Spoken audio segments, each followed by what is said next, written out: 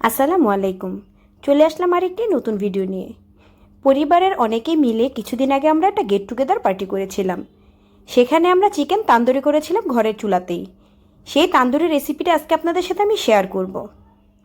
Chicken তান্দুরির তৈরির জন্য এখানে আমি প্রথমে 8টা মুরগি নিয়েছি। মুরগিগুলোকে 4 টুকরো করে কেটে উপরটা ভালোভাবে কেটে কেটে নিয়েছি যেন মশলাটা খুব ভালোভাবে ঢুকতে পারে। কেটে ধুয়ে পরিষ্কার করে নিয়েছি এবং বাকি উপকরণগুলো এবার নিয়ে নিব। এখানে আমি নিয়েছি তান্দুরির মশলা, বারবিকিউ মশলা, সরিষার তেল, সয়া সস, টক দই, টমেটো সস, লবণ, মরিচের গুঁড়া, টেস্টিং সল্ট, দারচিনি, এলাচ, গোলমরিচের গুঁড়া, চিনি, সরিষা, আদা রসুন বাটা এবং পেঁয়াজ। প্রথমে আমি পেঁয়াজ এবং সরিষাটাকে ব্লেন্ডারে ব্লেন্ড করে নিয়ে চিকেনের মধ্যে দিয়ে দিয়েছি। এবার এতে দিয়ে দিলাম টক দই, সাথে দিলাম পরিমাণ মতো লবণ। এরপর দিয়ে দিলাম 2-3 চামচ পরিমাণ মরিচের গুঁড়া, সয়া সস,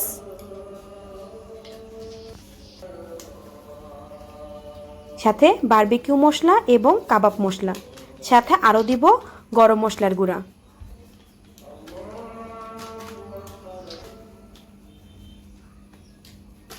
যারা আমার ভিডিওটি দেখছেন প্লিজ আমার পুরো ভিডিওটি দেখবেন এবং আমার ভিডিও সম্পর্কে কোনো মতামত থাকলে অবশ্যই আমাকে জানাবেন এবং আমার ভিডিওটি বেশি বেশি করে শেয়ার করে দিবেন।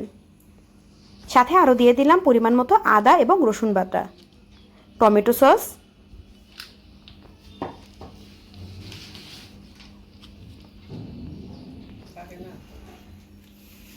এভাবে মশলা মেখে আমি মুরগিটাকে কয়েক ঘন্টার জন্য মেরিনেট করে রাখবো।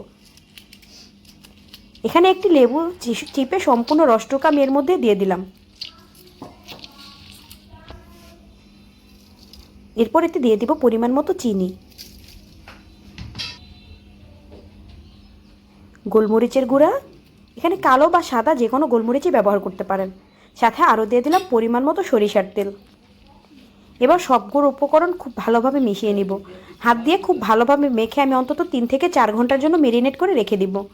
যারা আমার ভিডিওটি দেখছেন প্লিজ আমার চ্যানেলটিকে সাবস্ক্রাইব করে পাশে থাকা বেল আইকনটিকে অন করে দিবেন এবং যারা ফেসবুক পেজ থেকে দেখছেন প্লিজ আমার পেজটিকে একটি ফলো দিয়ে রাখবেন এবং যারা অলরেডি ফলো এবং সাবস্ক্রাইব করে রেখেছেন তাদের সকলকে অনেক অনেক ধন্যবাদ। আমার চিকেনটা মেরিনেট করা হয়ে গিয়েছে, এবার আমি কয়েক ঘন্টার জন্য রেখে দিলাম। আমি এটাকে বিকালে মেরিনেট করেছি এবং সন্ধ্যার পরে চুলায় এটা তান্দুরি করে নেব।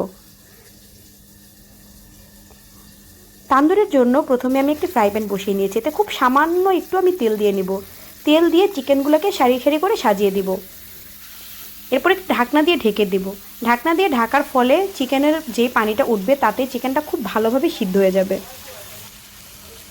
চিকেনটা ভালোভাবে সিদ্ধ হয়ে গেলে এটাকে একটা আমি পোড়া পোড়াভাবে পুড়ে নিব যেন এতে একটা স্মোকি স্মোকি ফ্লেভার থাকে।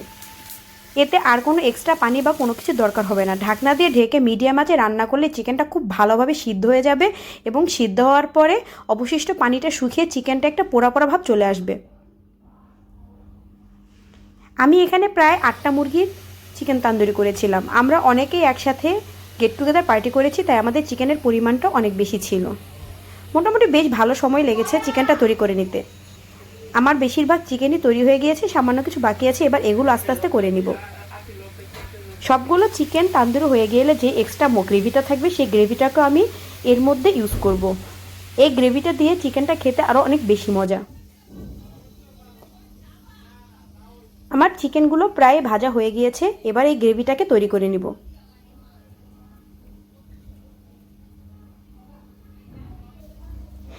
গ্রেভিটা তৈরির জন্য প্যানের মধ্যে খুব সামান্য একটু তেল দিয়ে সম্পূর্ণ মশলাটুকু দিয়ে দিব।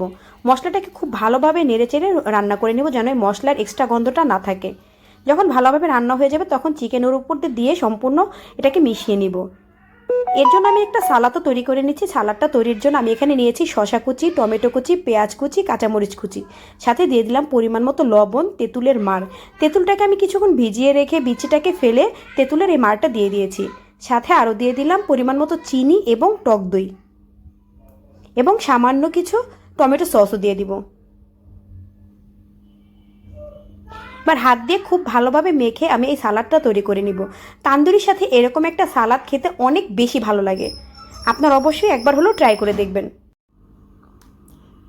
সালাদ আমার তৈরি হয়ে গিয়েছে। এবার আমরা পরোটা দিয়ে তান্দুরিটা খেয়ে নিব। দেখুন গ্রেভিটা দেওয়ার ফলে এটা দেখতে কতটা সুন্দর লাগছে এবং এটা খেতেও অনেক বেশি মজা হয়েছে। সাথে আমরা আরও এনেছিলাম সফট ড্রিঙ্কস, পরোটা, সালাদ এবং এরকম একটা মজাদার তান্দুরি। আমাদের এই গেট টুগেদার পার্টিটা অনেক বেশি এনজয় করেছি আমরা।